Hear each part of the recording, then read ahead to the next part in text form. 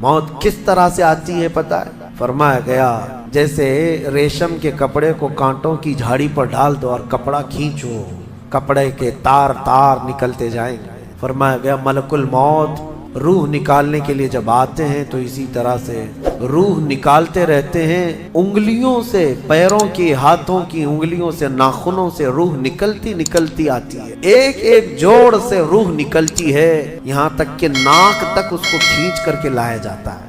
اور قرآن میں اللہ فرماتا ہے تم اگر دیکھو گے کہ روح کیسی نکالی جا رہی ہے، یضربون وجوہہم وادبارہم، فرشتے آتے ہیں پیٹھ پر، پیچھے مارتے ہیں، زور زور سے مارتے ہیں اور پیشانیوں پر مارتے ہیں اور یہ کہتے ہیں اے نکل جا روح۔ اللہ فرماتا ہے تم اگر دیکھو گے کہ فرشتے کس طرح روح نکالتے ہیں تو کانپ کر رہ جاؤ گے، مار مار کر کے روح کو نکالا جاتا ہے۔ اور یہ چھوٹا سا وقت نہیں ہے، ادھر جھٹکا لگا ادھر موت ہو گئی، لمبا پروسیس ہے، اس سے جو گزرتا ہے وہی بتا سکتا ہے۔ بعض لوگوں کو ایسا لگتا ہے زہر کھا لیا ابھی موت ہو گئی، سوسائڈ کر لیا ابھی موت ہو گئی۔ موت اتنی آسانی سے نہیں آتی، لمبا پروسیس ہے۔ موت سے پہلے فرشتے آ جاتے ہیں، چاہے تم اچھے آدمی ہو، بیٹھے ہوئے ہو، تم کو بھی اگر موت آنی ہے تو تم پہلے فرشتوں کو دیکھنے لگ جاؤ گے، لیکن بتا نہیں سکتے کسی۔ موت سے تھوڑی دیر پہلے فرشتے قریب آ جاتے ہیں، پہلے جماعت فرشتوں کی آتی ہے، پھر ملک الموت آتے ہیں۔ ملک الموت ان فرشتوں کے بیچ آتے ہیں، جیسے ہی یہ مرنے والا آدمی ملک الموت کو دیکھ لیتا ہے پھر اس کے جسم میں کپ کپی طاری ہو جاتی ہے، اور ایسی کپ کپی طاری ہوتی ہے کہ کبھی پیشاب نکل جاتا ہے، کبھی پخانہ نکل جاتا ہے۔ اکثر دیکھنا مرنے والوں کی نجاست نکل جاتی ہے، ملک الموت کو وہ بہت قریب سے دیکھتا ہے، اور ان کی دو شکلیں ہیں، ایک بہت بھیانک شکل ہے اس کو دیکھنا ہی عذاب ہے، اور ایک بہت خوبصورت شکل ہے ان کو دیکھنا ہی رحمت ہے۔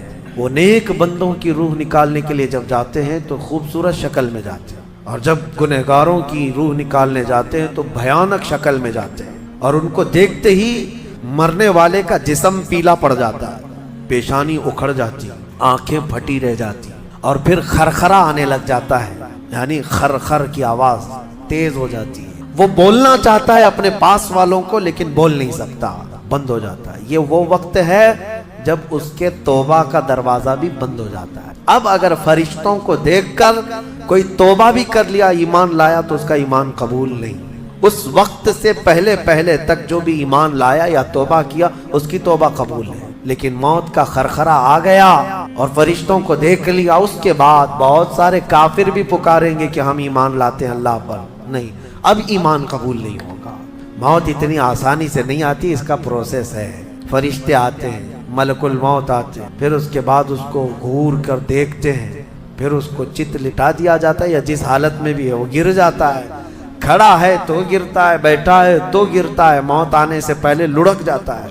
یہ ضروری بھی نہیں ہے کہ آج میں اپنے آپ کو سنبھال کر بیٹھا ہوں، اگر میری موت آنی ہے اسی کرسی سے گر جاؤں، اسی جگہ سے ہم گر جائیں، اور اس کے بعد ملک الموت روح کھینچنا شروع کرتے ہیں، پیروں کے ناخنوں سے لے کر، ہاتھوں کے ناخنوں سے لے کر، اس کے جسم کے ہر حصے سے لے کر ناک تک کھینچتے ہوئے لاتے ہیں، اور اس کے بعد جب پوری روح نکل جاتی ہے وہ لے کر کے چلتے رہتے ہیں، اور مردہ ان کو جاتے ہوئے دیکھتا رہتا ہے، آنکھیں سب سے لاسٹ میں کھلی رہتی، کسی بھی مرنے والے کی آنکھیں بند نہیں رہتی، کھلی رہتی، وہ دیکھتا رہتا ہے۔ اسی لیے حدیث پاک میں ہے جب کسی کی روح نکل جائے تو سب سے پہلے تم اس کی آنکھیں بند کر دو، ہمیں بند کرنا ہوتا ہے، اور اس کے بعد منہ بھی کھلا رہ جاتا ہے، منہ اوپن رہ جاتا ہے، فرمایا گیا منہ کو دبا کر بند کر دو۔ یہ سب نشانیاں ہیں میرے عزیزوں موت کی سختیوں کی۔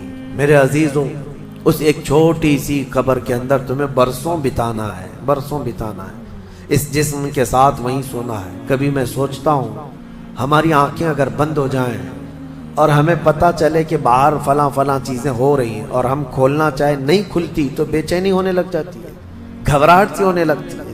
قبر میں یہی حال ہوگا کہ تمہارے اطراف ہونے والے سارے معاملات تمہیں پتہ ہوں گے، حتیٰ کہ حضور فرماتے ہیں قبرستان میں چلنے والے کے پیروں کی آواز تک تم سنو گے۔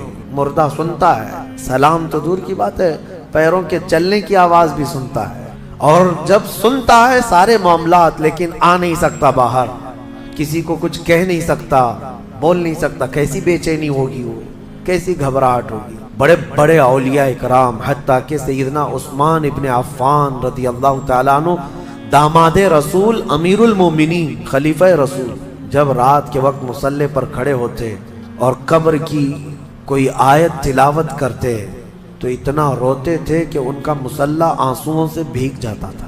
صبح ان کے مصلی کو نچوڑ کر سکھایا جاتا تھا۔ لوگ ان سے پوچھتے آپ قبر کے متعلق اتنا خوفزدہ کیوں ہو جاتے ہیں؟ مرنا تو سب کو ہے۔ حضرت عثمان غنی فرماتے یہ ہماری پہلی منزل ہے، اگر یہ نکل گئی تو ساری منزلیں آسان ہیں۔